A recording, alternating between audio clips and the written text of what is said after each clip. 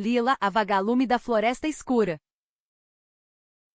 Era uma vez, em uma floresta densa e escura, uma vagalume chamada Lila. Diferente dos outros vagalumes, Lila tinha uma luz fraca e piscava de forma irregular. Enquanto os outros iluminavam os céus noturnos com movimentos sincronizados e elegantes, Lila voava mais baixo, com sua luz tímida e trêmula. Por causa disso, ela se sentia pequena diante das outras luzes do bosque. De que adianta brilhar, se minha luz não é suficiente para fazer diferença? Pensava ela, todas as noites, enquanto se escondia entre as folhas. Certa vez, uma tempestade violenta caiu sobre a floresta.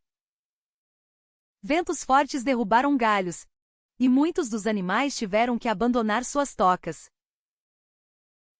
A trilha principal que ligava a floresta à clareira central, onde os pequenos animais costumavam se reunir, ficou coberta de lama e galhos caídos.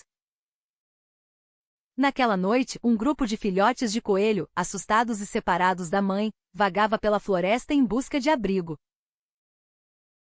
Era tão escuro que eles mal conseguiam enxergar por onde andavam. Os vagalumes maiores haviam voado para longe com medo da tempestade. E os animais noturnos estavam recolhidos em silêncio. Foi então que Lila ouviu um choro baixo vindo de perto. Ela espiou entre as folhas e viu os coelhinhos perdidos. Seu coração disparou. Ela sabia que sua luz era fraca, mas era tudo o que tinha. E decidiu usá-la.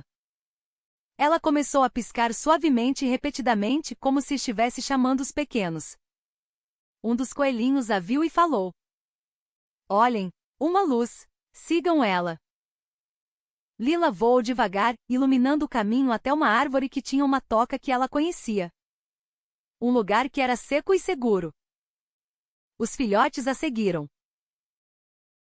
Quando todos estavam dentro, abrigados e seguros, Lila se sentou em uma folha próxima e ficou aliviada.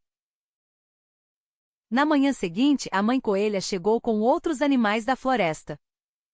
Ao ver seus filhotes a salvo, ela chorou de emoção.